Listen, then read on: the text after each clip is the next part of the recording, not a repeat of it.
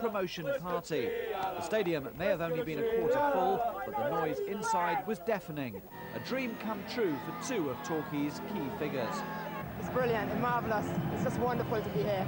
When you look around at all the Torquay fans, can you believe the support? I can't, but they'll be marvellous throughout the season, and I just hope things could go well for them as well. Now you're here with your dad, of course. What does he think about it all? He's just loving it at the moment. He wished me all the best. He wished the team all the best, and I just hope I could be successful today so that he'll have a safe journey at the home. Are you going to be nervous come kick-off time?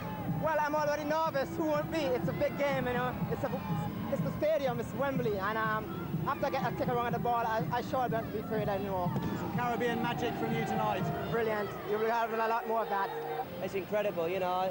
I just wonder what it must be like when it's completely full, you know. It's half full, and yet, you know, our supporters are creating a tremendous atmosphere. You know, the players are really soaking up at this moment in time, but when we go back down there, before we come out again, you know, we've then got to focus on what we're here for, and that's to get promotion. And what will you be feeling when you walk out of that tunnel in front of your team? Something you've seen on television for so many years, it will be finally you.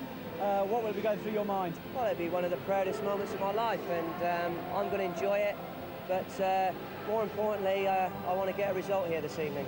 Time for the final showdown. Torquay versus Colchester for a place in Division 2. Our commentator, Martin Dean.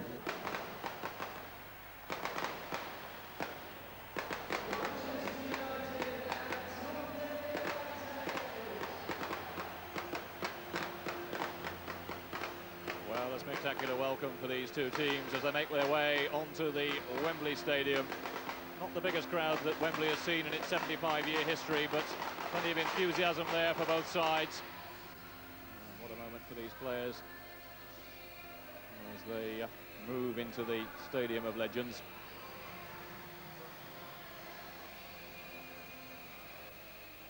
Well, there are those who would argue that a little of the Wembley mystique has disappeared over the last 10 years with the proliferation of games which are now staged at this famous stadium. Torquay and Colchester are both making their third appearance tonight, in fact. Well, for Colchester, it's a rapid return to Wembley. They were here last season for the Auto Windscreen Shield final against Carlisle, a match they eventually lost on penalties. Well, 6 of that side make the starting lineup tonight. They're unchanged, in fact, from the side which beat Barnet in the playoff semi-finals. And it looks as if manager Steve Wignall will opt for their familiar 4-4-2 formation. Well, it's 7 years since Torquay played here in their playoff final against Blackpool.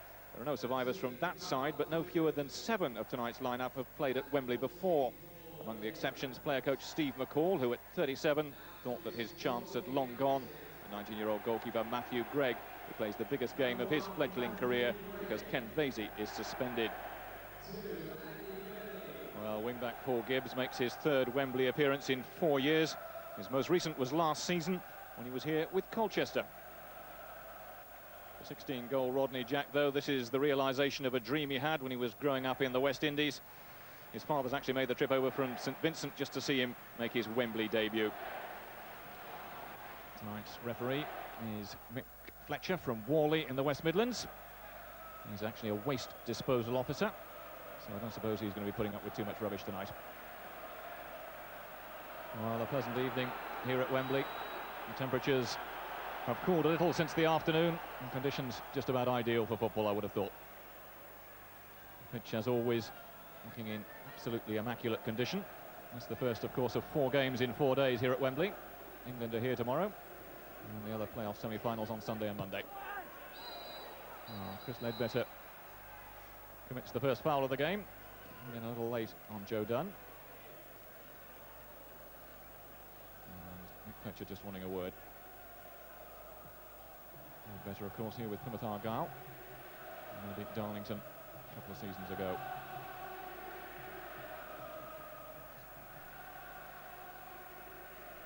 Done then with the first free kick of the game.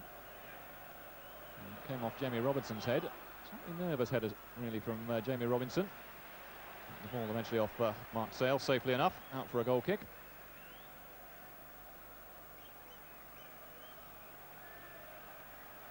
Young Matthew Gregg will get his first touch.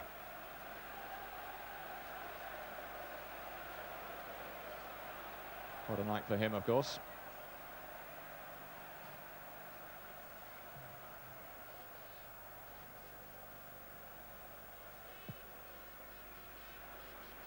Turning up towards Andy McFarlane.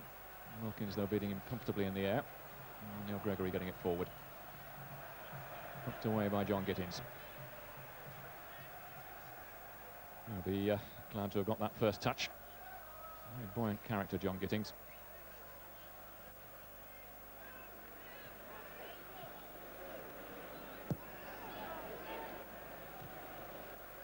Buckle is turning it back for Green. Slightly aimless ball forward. Alex Watson getting it away. Stick on from Rodney Jack, but Wilkins is there.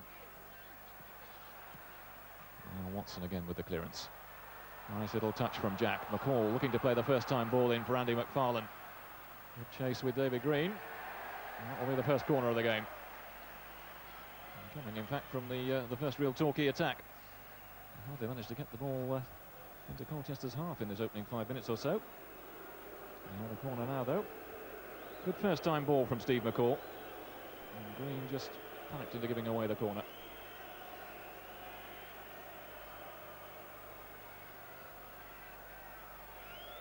Well, Paul Gibbs has gone across to take it. And he'll swing it in left-footed towards the goal line. Headed away by David Green, but in any case, play is being called back. Mr. Fletcher spotting a little shove.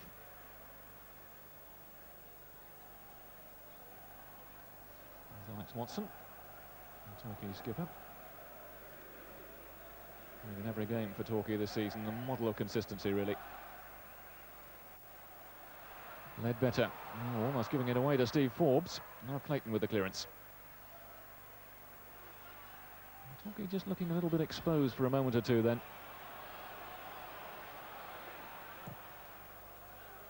Gittings getting it forward towards Jack. He's already beginning to stamp his authority on this game. This is McCall. Forward for McFarlane.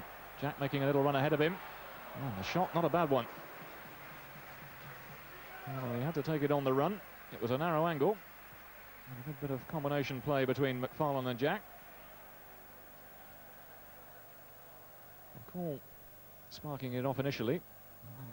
Nice little weighted ball from McFarlane. Jack not quite able to get the purchase on it he needed, though.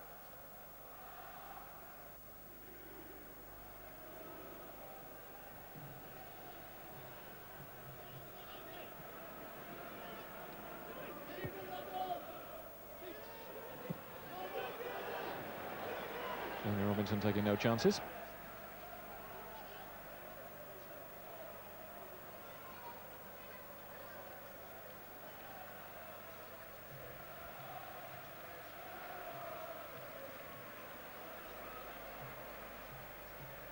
Well, almost 20 minutes gone. Slightly nervous opening, I guess, for both sides. Colchester seemed to have settled well. Forbes looking to get the shot in. And then Torquay getting the upper hand after that. And this man, Rodney Jack, has caused them all sorts of problems. Couldn't quite make that one.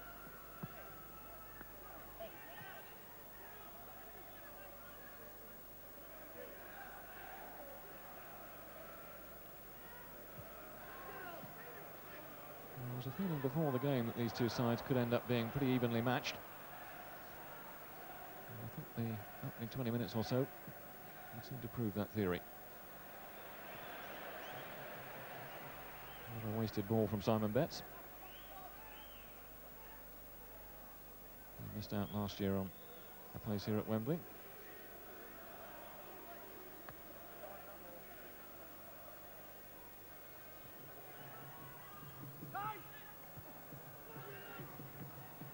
Buckle looking to get it forward. And now Aaron Skelton. Watson judging the header well. Buckle. The call was onto him very quickly. Betts curling it in towards Mark Sale. Got it well for the header this time. Might fall for Steve Forbes. Well, there's a suspicion of handball against John Gittings, and a penalty has been given. Well, Mick Fletcher right on the spot, deciding that John Gittings handled that one. Steve Forbes almost looked as if he'd lost control of it, and there was the hand from Gittings, and Mr. Fletcher decreeing that that was intentional. So Colchester United have a penalty. Fletcher in no doubt. He was right on the spot. Well, it's going to be David Gregory who will take it. 9 goals already this season. Scored from the spot against Barnet in the semi-final. Can he do it at Wembley? And what a moment for Matthew Gregg. Oh, he's gone the wrong way, and Colchester are in front. Well, sheer joy from David Gregory, and indeed from the Colchester fans. He put the ball right inside the post, just stroked it in. Matthew Gregg going the wrong way. Well, that's David Gregory's 10th goal of the season. What an important one it could turn out to be for Colchester.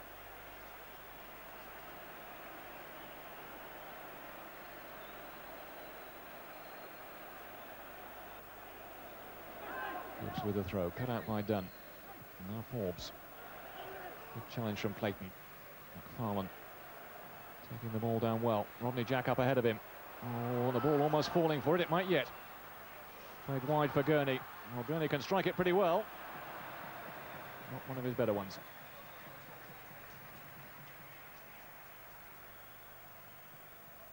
Well, Rodney Jack again, the real threat. Just getting it wide for Gurney. Got underneath that one a little bit. He'll strike the ball spectacularly at times, Andy Gurney. Not on that occasion.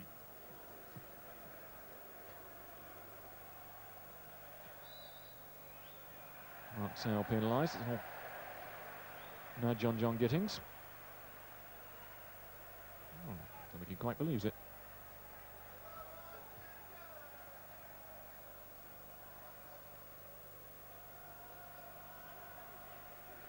Gittings then with the free kick. McFarlane, the little flick on. Gibbs was coming in. He caught Joe Dunn. Referee allowing play to continue. Paul Gibbs is going to need to be a little careful. Slightly reckless challenge from him then. He's already been booked.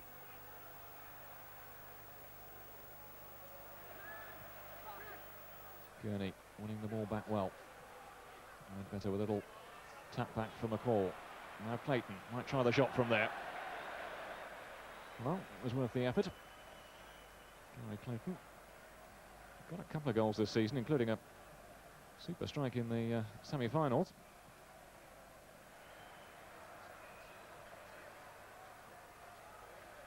Was that handball again that caused the penalty? There's Steve Wignall's reaction.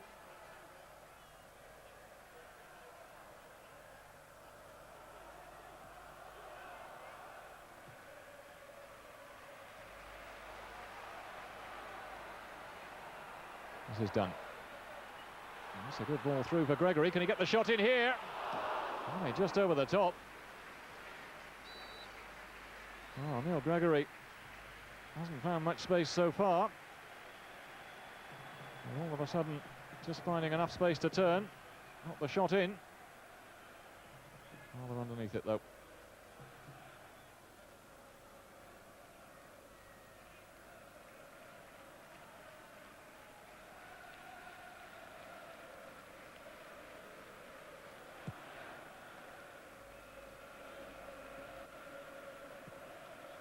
Buckle looking to play the 1-2 with Simon Betts. And now Buckle again. Solid challenge from Gittins. Referee waving play on. This is Andy Gurney. McFarlane. Not given space to turn. Now Clayton. McCall. Oh, and that's another bad foul. Wilkins really clattering into Rodney Jack. Which is a little smile. Well, that really was a very, very wild challenge from Richard Wilkins.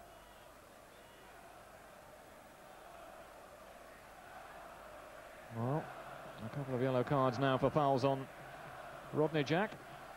If he can carry on teasing the Colchester defence, who knows what might happen.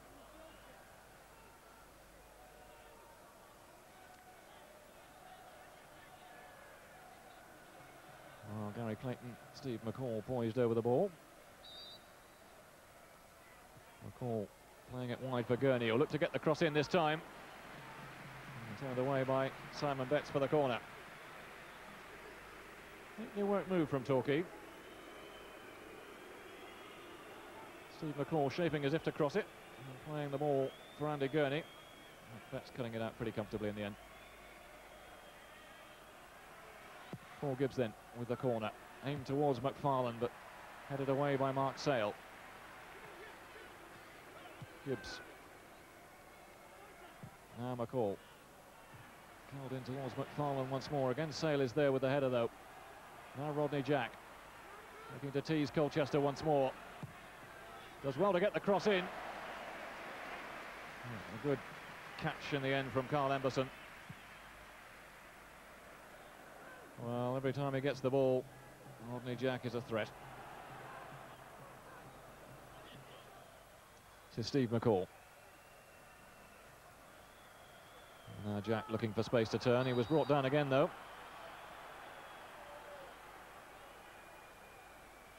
And Torquay have a free kick. And perhaps an opportunity. Maybe. Right at the end of this first half, to get themselves back on level terms. Paul Gibbs will take it. Plenty of big men forward for Torquay. Gibbs curling it towards the far post. Gittings is there with the header. Watson trying to get it in. Gittings! Oh! How did he miss from there? Well, I think John Gittings' face said it all. Good free kick from Paul Gibbs. Gittings with the knockdown. Watson trying to force it in. And then, well, that was a glorious opportunity for John Gittings, wasn't it? He'll be disappointed. Just got underneath it, really. And so disappointing for John Gittings.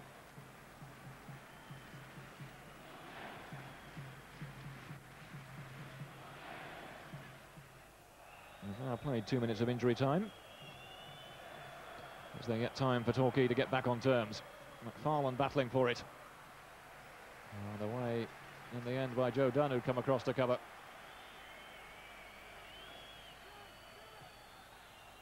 Andy Gurney looking to get the cross in. Oh, Torquay certainly finishing this first half strongly. But there is the half-time whistle. Disappointment for Steve McCall and his colleagues. Fletcher adding on just a couple of minutes of stoppage time. And also, of course, making that decision which brought the penalty and the only goal of the game.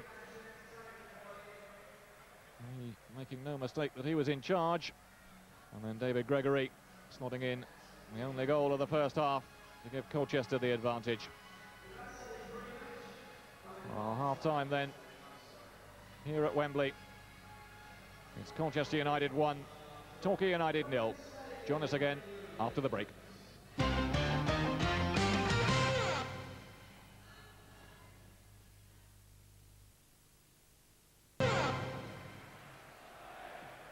Well, welcome back as Colchester United prepare to get this second half underway. Still leading by that 1-0. Controversial penalty from David Gregory. No changes in personnel during the half-time interval. Although I wonder how long it'll be before Torquay might decide to introduce a fresh pair of legs. Wembley, of course, does have a reputation for being a strength-sapping surface. Not for this man, Rodney Jack, very much the star of the first half. But at times, he did seem to be trying to do things all on his own. Here he goes again. Off on another little of his runs, crossing it in towards Ledbetter. Gibbs trying to get back for Jamie Robinson. One for McFarlane to chase. And he won't keep it in play. Well, Andy McFarlane scored the winning goal here at Wembley for Swansea in the Auto Windscreen Shield. Sure, he'd like to repeat the dose for Torquay United tonight.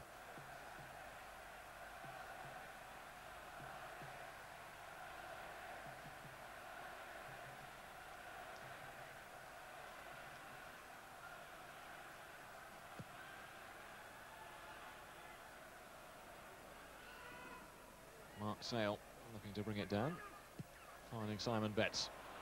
And the flag is up against Neil Gregory. Just a yard or so offside.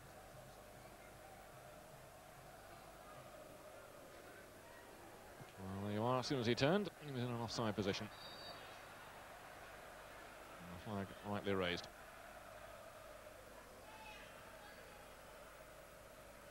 Mr. Cooper right on the spot.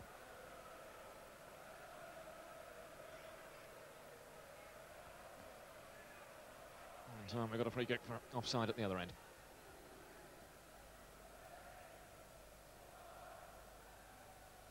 David Gregory, the goal scorer.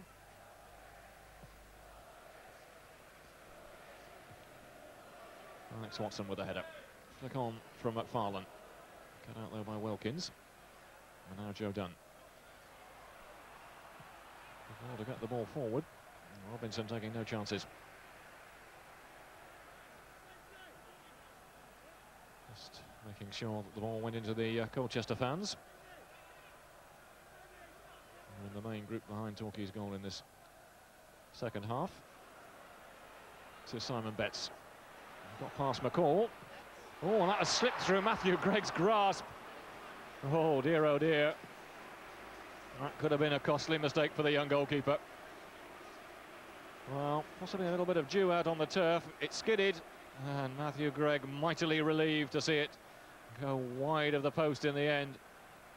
It looked as if he'd got his body behind it, but oh dear, oh dear, oh dear. Well, those awful bobbles.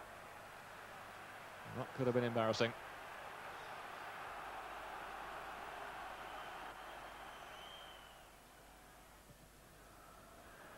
Betts with the cross forward. Gibbs cutting it out as he had to do. Forbes coming in behind him. And now Paul Buckle looking to slot it through. That's a great ball. Gibbs going in with a challenge. And Mr. Fletcher this time waves play on. Well, there we go. He gave a penalty in the first half against John Gittings for the handball, when some doubted whether it had been intentional. And on this occasion, waving away Colchester's appeals for a second penalty. McCall looking to play it through towards Andy Gurney. And now John Gittings back for Watson. And Wilkins will just allow that one to go back to Carl Emberson. Well, here's the incident again. It was a great through ball. Did Gibbs clip him? Well, I have to say from that angle, I think he did. Mr. Fletcher ruling that it was no penalty, but he certainly looked as if he caught David Gregory.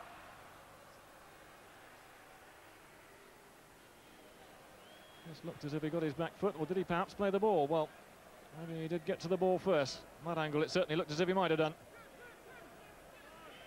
Well, who'd be a referee, eh? Have to make a snap decision without the benefit of replays from all different angles. And Mr. Fletcher deciding no penalty on that occasion. McCall finding Ledbetter. Well, Ian McFarlane almost getting in one another's way. Now Gregg looking to get the clearance downfield towards McFarlane. Simon Betts rather slicing the clearance. Come for Paul Gibbs. He was fouled by Dunn. McCall taking the free kick quickly. Gibbs. Oh, Rodney Jack just losing his footing. Well, it might have been. He's had an interesting game, Paul Gibbs.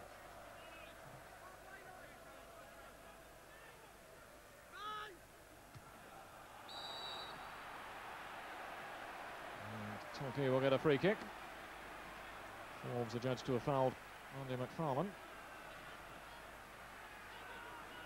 I just get the feeling that Torquay might be getting themselves back into this game. Gary Clayton will take the free kick. A bit of movement in the box there. Curled in towards Watson. Colchester get it away through Mark Sale. Still the danger not cleared. Gibbs trying the long shot. Clayton had gone down in the middle of all that. And Colchester rather grateful to get the ball away. Ledbetter spreading it wide for McCall. Inside for Clayton. Looking to get it forward towards Rodney Jack. Clayton still going for it. Now Gurney. McFarlane up ahead of him. Oh, a good strong challenge. That'll come for Paul Gibbs. Well, he really did crack that one. Unfortunately for him, it was a little too high. And Carl Emberson having a right go at his defenders. Well, no wonder, really. Left a great gap through the middle. McFarlane trying to get in there. Good tackle from Simon Betts, and then Gibbs with the shot. Just over the top. Well, there's a real panic for a moment or two in that Colchester defence. Good strike from Gibbs. Just got underneath it.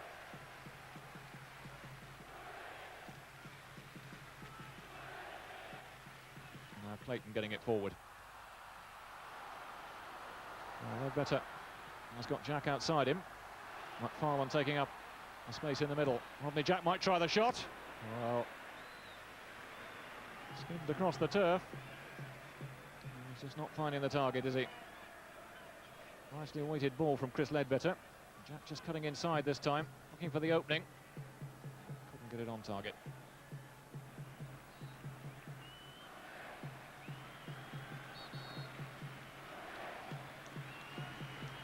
I think we're about to see a substitution.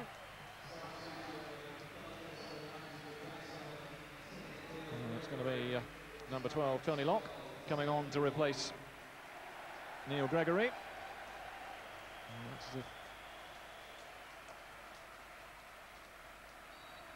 might well see a Torquay United substitution as well. Certainly players warming up. Tony Locke, a front runner. So like for like, it did look as if Neil Gregory was just feeling the effects of running on this pitch. He was looking as if he might be suffering from a touch of cramp. Now Andy Gurney playing it in towards McFarlane. Looking to get the cross in. Oh, McFarlane was appealing for handball then. Wasn't given. Simon Betts getting in the way. Now McFarlane again. Inside for Andy Gurney, looking to get the shot in. Oh, good save from Carl Emberson. Just turning it away around the post. And again, he's very upset with his defenders. Lovely ball in from McFarlane. It got a little bit of a deflection. And a good effort from Gurney. Good save from the goalkeeper. He struck it well. It would have crept in, I'm sure, at that far post. Had Emberson not got the touch to it. Gibbs then with the corner. Aimed towards Alex Watson. And this time it'll be a goal kick. Well, Carl Emberson earning his corn then. And Torquay now about to make a substitution. It's going to be Tony Beddoe to come on. And Steve McCall will come off.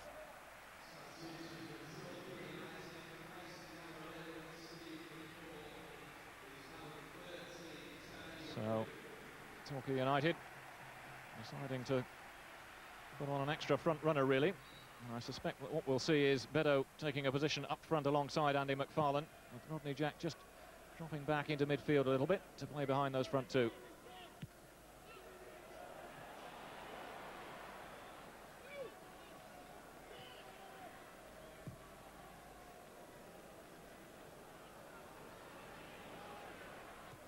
This is done. To get it forward towards Tony Locke. Away though by Robinson.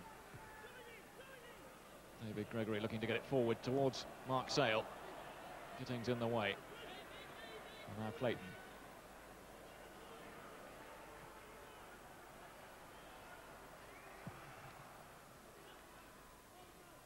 Aimed towards McFarlane.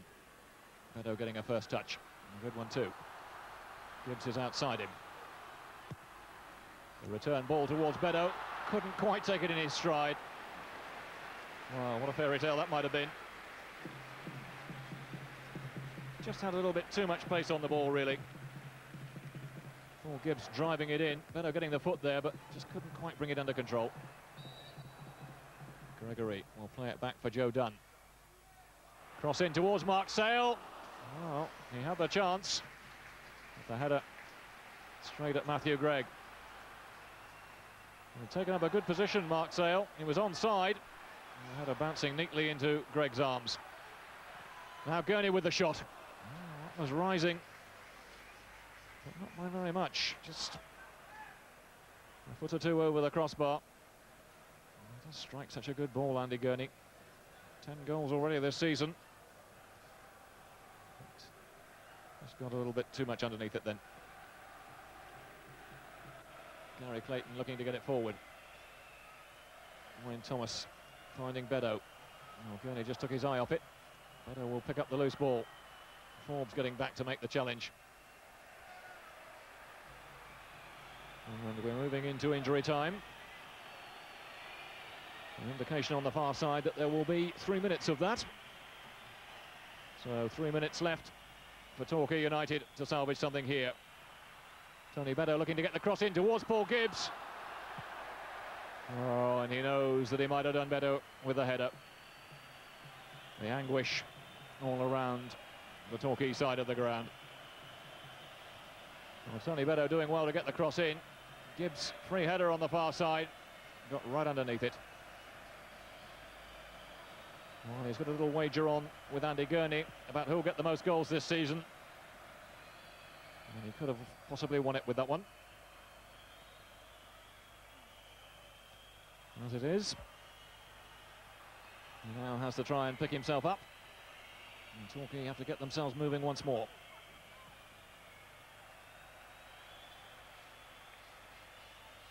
Well, it's agonising now. They just have to throw everyone forward, don't they?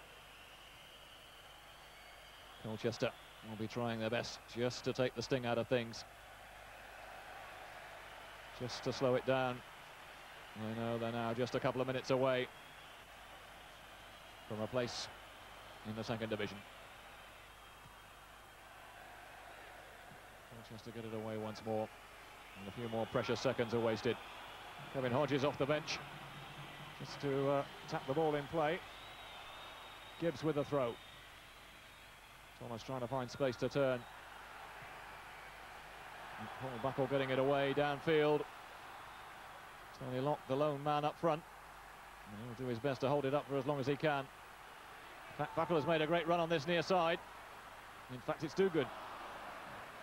Too good, not too good. Well, Carl Duguid getting forward. He might have made the game absolutely certain then, mightn't he? Gibbs over the top, but that'll be the last kick of the match. And Colchester celebrate. They will be heading for Division 2 football next season. Carl Emberson absolutely delighted. And the celebrations for them will start now. For Torquay United, only disappointment, I'm afraid. They certainly gave as good as they got in this playoff final here at Wembley. Alex Watson looking totally inconsolable, as does Rodney Jack. Well, they gave their all in a game which, to be fair, never rose to any great heights. It was settled in the end by that controversial penalty from David Gregory. Referee Mick Fletcher deciding that John Gittings had handled the ball, and it was that penalty which proved the thin dividing line between the two sides. Well, Carl Emberson absolutely delighted, having kept another clean sheet. And there's Andy Gurney, whose face really sums up what it's like for Torquay United tonight.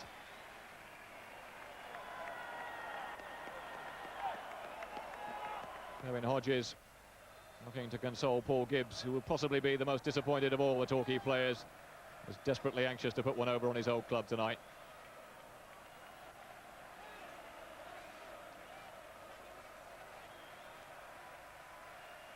And the Colchester fans celebrate.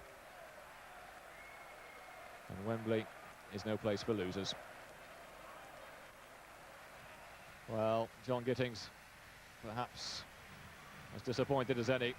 He was the man penalised for the penalty. Might have made amends just before half-time when he had that chance. But in the end, it wasn't to be John Gittings' night. And it wasn't to be Torquay United's either. We'll have reaction from them coming up in part 3. Join us again after the break.